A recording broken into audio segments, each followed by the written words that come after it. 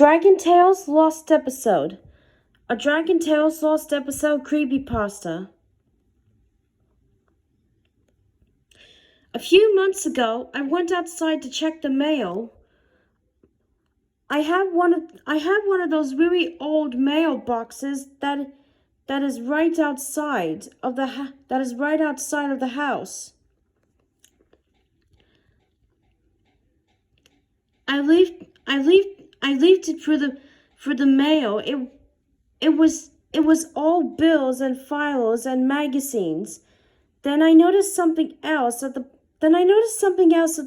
bottom of the mailbox, a videotape. Now sometimes I find things in the mailbox like bugs, garbage, and things like that. A few years back, we had found a squirrel that has made a nest there. But a videotape, really. I picked it up and looked at it. It looked like a normal videotape. I looked at the side. There was a shiny sticker of a butterfly on it. I peeked into the mailbox, hoping to find some explanation for the videotape, but I found nothing else. I walked inside and set up my CVR, which had been collecting dust by then. I inserted the tape and waited until it was finished rewinding. When it was finished, I pressed play on my remote. It was 10:30. It was 10:30 at night, and I grabbed some popcorn and a soda and plopped myself onto the sofa. I was ready to watch this mysterious tape. The video started with one of the THX logos. I had last seen that indent when I was maybe around 6 or 7. What followed was an advert to the theme park Marineland. The old advert from the 1990s. During the advert, the screen kept flashing. I couldn't make out what was flashing because it only lasted for a quarter of a second. The marine ad was cut off. The marine land ad was cut off, and it went to pitch black. I was about to rewind to see what was flashing when a familiar thing came up. It was PBS Kids. There was a brief advert for Chuck E. Cheese. I smiled as I watched my favorite childhood return. I smiled as I watched my childhood return to me. Suddenly, it faded to what show was coming up next. Coming up next, Dragon Tales on PBS Kids. I'm sure most of you know the show Dragon Tales. It's better that you have at least seen 5 episodes of the show before you understand any of this. The intro of the show started. Everything was right, except there was no sound. It cut off in the middle of the intro and cut to a picture of Max sitting on a chair with the words Dragon Tales crudely written above him in red. The thing that frightens me the most was Max's facial expression. He was pale and his eyes were tiny. He sat there as if he was trying to smile but needed to cry, almost like the expression of a man about to hang himself. The episode started. It showed an outside view of Max and Annie's house, as it always did. The sky was a dark red, and the sun was an orangish color. Max walked in holding his elbow. "Ow!" he exclaimed. "I bumped my elbow on the table." Annie stood. She had a frown on her face. Maybe if you fudged me, then your elbow wouldn't hurt so much, she replied. I was shocked at what I had just heard. She had said what I thought she had just said. More significantly, there was no credits or episode title. Then Max said, Annie, Mommy told us not to say that word. Annie took a deep breath before she could speak. Max screamed, Don't do it, Annie! He cried, I don't want to live through this anymore. Do what? I wondered. What was Annie going to do?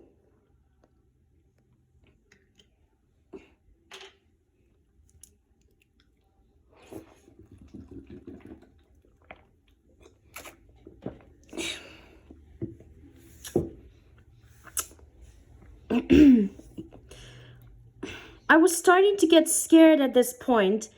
I knew I was not watching a normal episode of Dragon Tales.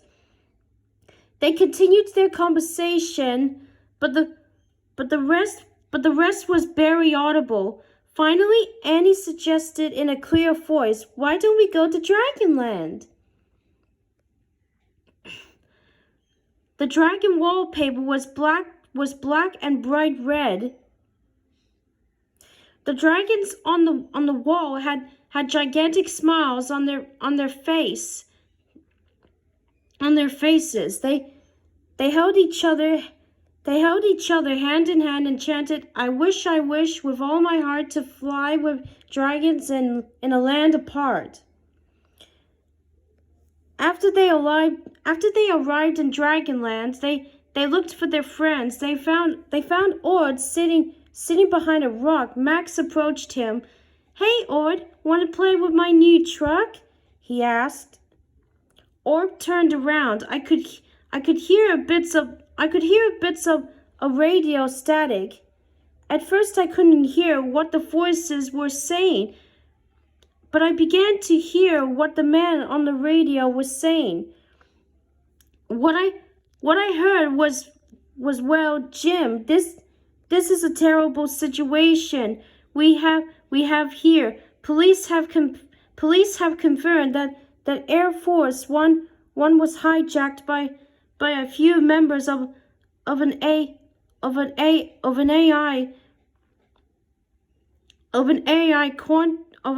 quanta. The plane was crashed into the Statue of Liberty in New York City, the city where President Walbar was supposed to appear. We are unsure who else was on that plane, or if there were any casualties. I don't know anything else. But all I can tell you is the Statue of Liberty is in flames, and the plane was carrying President Balgrad Albana.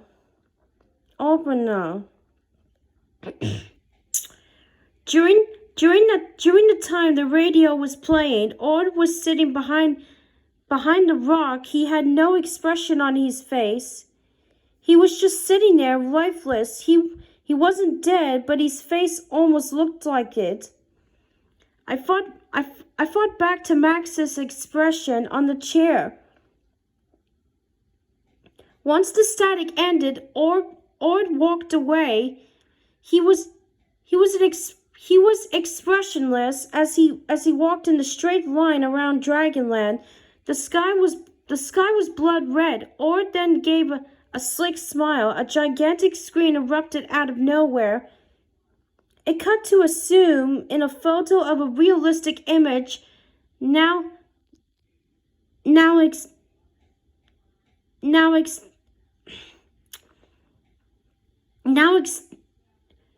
it extended orb lying dead with his eyes ripped out and a message carved on his head. In Orb's blood it said, "Hail Satan." It cut to black at that second. It then faded to a church. The bell rang in a distorted, deep tone. The sky was still blood red. The radio static came back. Breaking news. The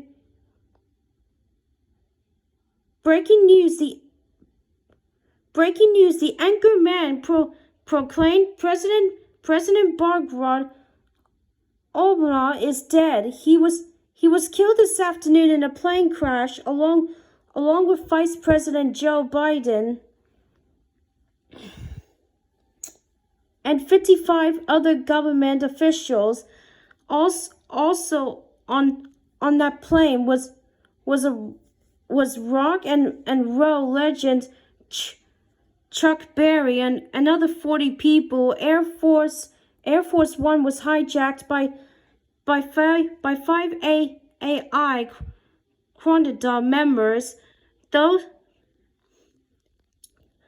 whose names have not been confirmed. The anchorman's voice shook with terror as he spoke. This is a terrible day. This is a terrible, shocking day for not only the United States of America, but for the entire world. The response was after that. It went to static. It showed paintings of the inside of the church. At that moment, I assumed this all had something to do with the death of Obama. It zoomed onto the coffin. It was photorealistic. The voice of Zach suddenly shouted, "Cassie, no!" It cut to a black and white video. It was silent except for a random beeping noises and being silent. All you could hear was a film projector running. It showed Cassie walking around in a white background. She just kept walking. The beeping sound got louder. Cassie stopped. She walked over towards the screen. I could hear her breathing. Her eyes were bloodshot. Her teeth were broken. And her hair was shaved off. At this point, I thought Cassie could hear me. She opened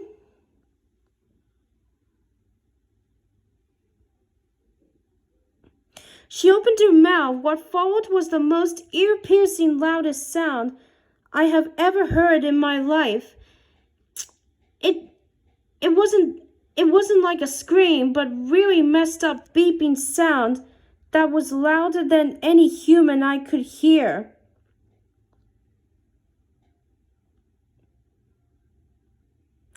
My ears sometimes still ring from that. That's how bad it was. In fact, I am lucky that I am not deaf. Cassie continued to stare at me. I was getting scared at this moment, and I didn't want to watch anymore. I tried to shut it off. Said Cassie in the voice of a crying and choking woman. "We must pray to Satan." Then it faded to black.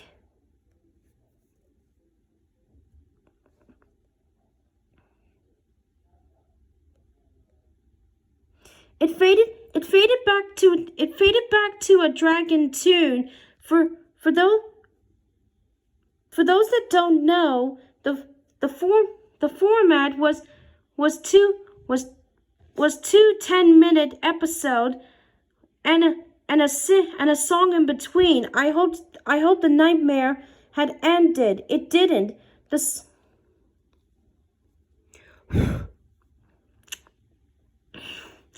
song was an organ track that was being looped. The video quality wasn't very good, so I couldn't see what was really going on.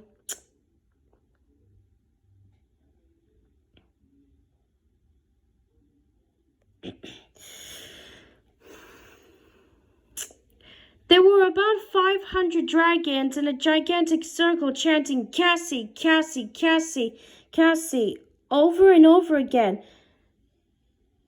Cassie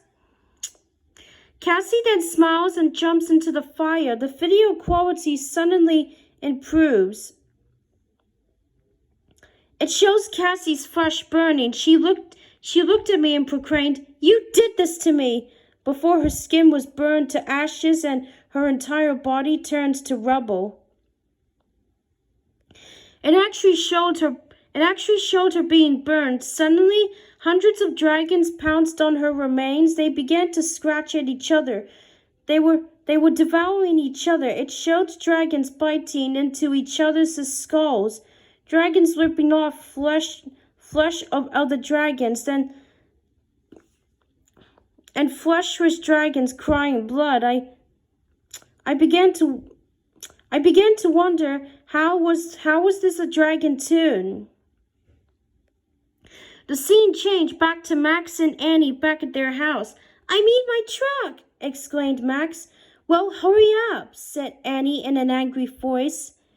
Max then fell in the toy box. He was screaming, Annie, I'm locked, help me."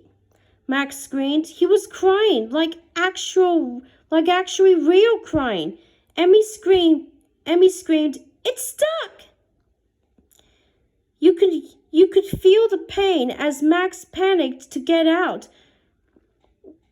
To make a long story short, he didn't. It cut to a gigantic cage. It showed Max and Weasley all on fours, drinking water from a dish. They began to sing. The singing was muffled, so I couldn't understand the words.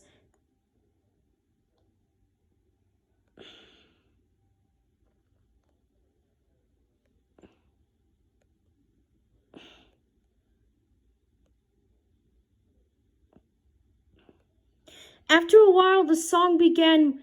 After a while, the sound became more clearer, and the voices of Zack and Weasley now sounded like an old man with a gruff voice and a little girl no older than 4.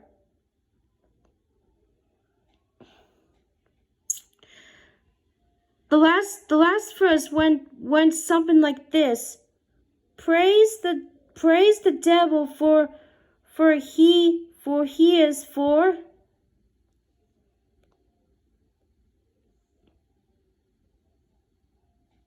Let him possess unto for pain and torture are all we can see. It's better you than him and me.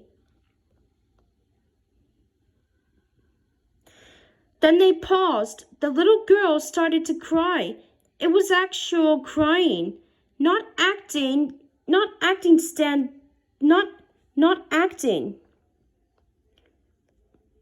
"Stand up," the man said in a gruff voice. "I said stand the fudge up so I can sexually abuse you again."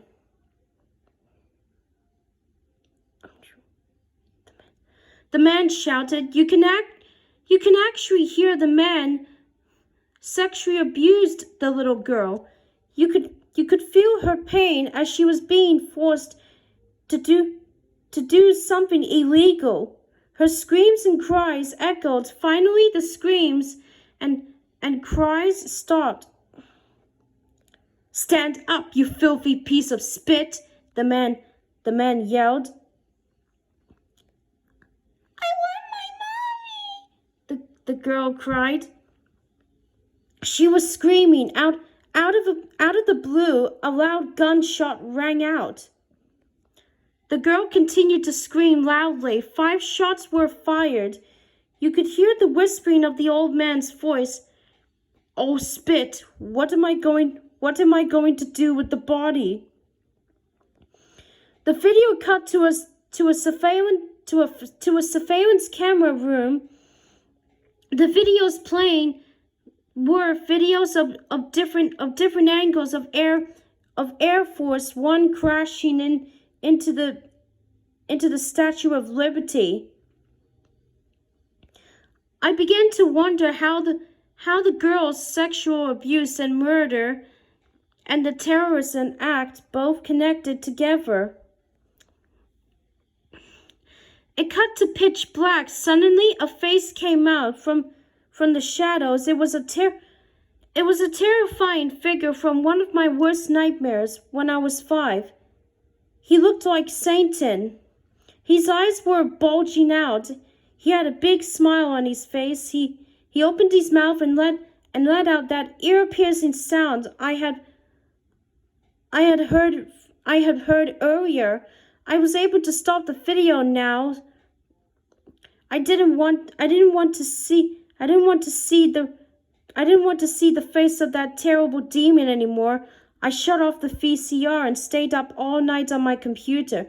I threw out the videotape, but after I took some photos of the episode before garbage day, I made sure the video was in the garbage. It wasn't. I searched the house and it was nowhere to be found. I have never seen the tape again. I warn you to never pick up mysterious videotapes you find.